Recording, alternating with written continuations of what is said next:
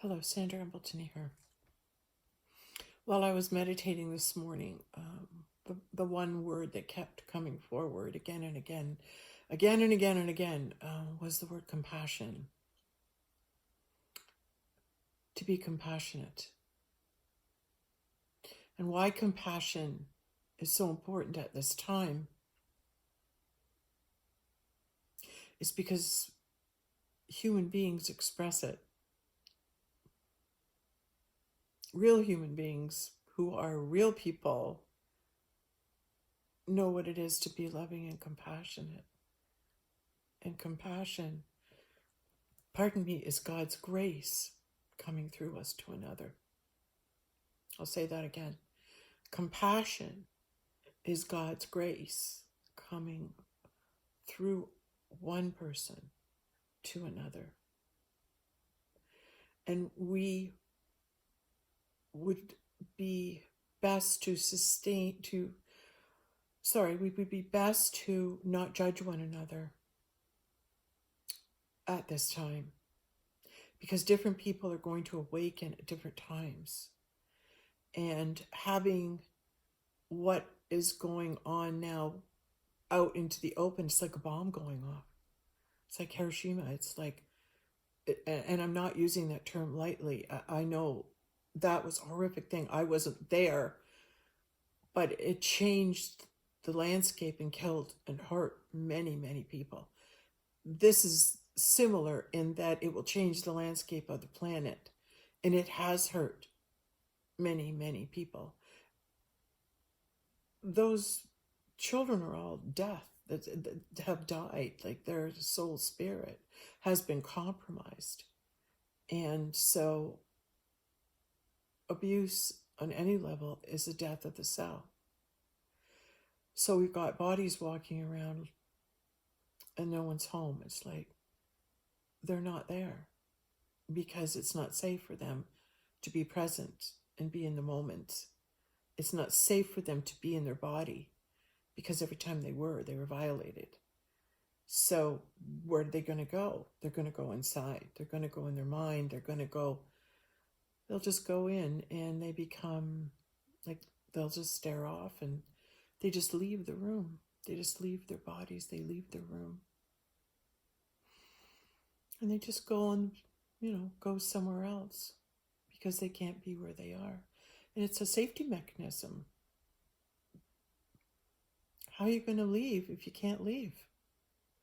Your mind lovingly takes you to a place and you store that memory, that horrific memory in your body until it's time for your body to release it.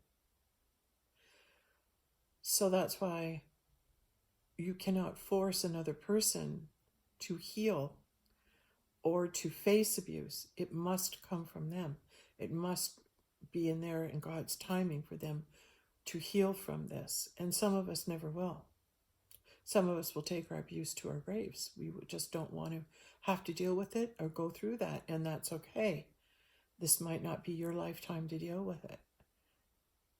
But having this news come on us is like I said, it's like a bomb going off. It's just devastating. It will devastate people. It will devastate us to know that all the good that we believed in and thought was good wasn't. And then you say, well, how could I have been fooled? How could that have gotten by me? How could I have not seen that? And that in turn causes self-doubt. It causes you to doubt yourself. And you're thinking, well, I couldn't see that. What's the matter with me that I couldn't see that? And really, it's like you were sleeping. You were sleeping because it was too painful for you to hear. And you didn't want to hear that or address it. But also, being compassionate to yourself means it wasn't time for you to hear it or deal with it. And this is what I would caution people about now, is that if it's being thrust upon us, people might overreact because it's being forced on them. And might shut down quite easily because it's being forced on them, this information, and wake up, wake up. Well, you can only wake up in accordance to what you can let in. So be very compassionate to yourself. Be very compassionate to other people, because I'm hearing people will become angry, because anger is the first emotion, healthy, normal emotion that we will all feel at the truth that's being shared with us. Many of us will get very, very, very angry. And then after we've gotten really, really angry at being lied to, then we feel the hurt, like the hurt that we all experienced when we were believing something that wasn't true. And then after the hurt comes the sadness that this is an actual thing that has happened. And isn't that sad? Isn't that sad that our beautiful children were targeted, and through all the mass hypnosis and,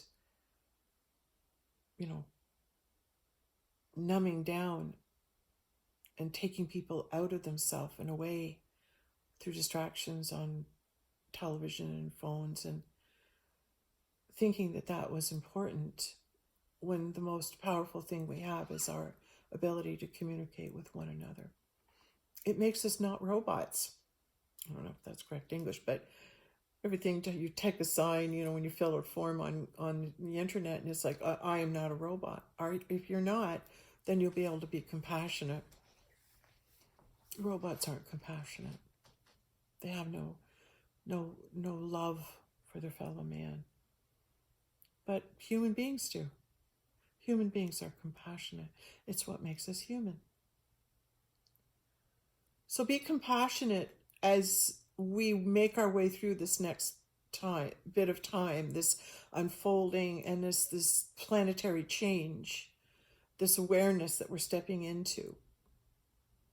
Be compassionate with yourself. If you're tired, sleep. If you're hungry, eat. If you need to rest, you need to have a little alone time, you need to draw or color or journal. Take that time. Take that time to try to calm your inner child, calm yourself. We're in this together. We will emerge stronger as a result. We'll be healthy. And we have that peace, the peace of Christ, the consciousness, our connection with God, our Creator, and with one another.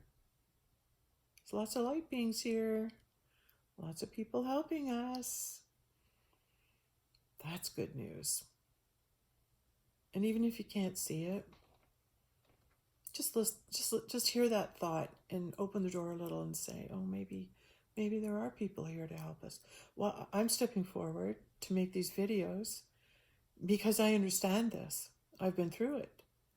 And because I have been through it, I recognize that it is those of us that have been through this horrendous discovery of past hurts, childhood trauma, and emerged on the other side. It's possible, and we can do this. And we will. See us all standing up and helping one another. Be compassionate every time you turn around. It's not about everything you want right now. It's about, how can I love my fellow man? How can I love mankind? Because we're all in this together. Thank you.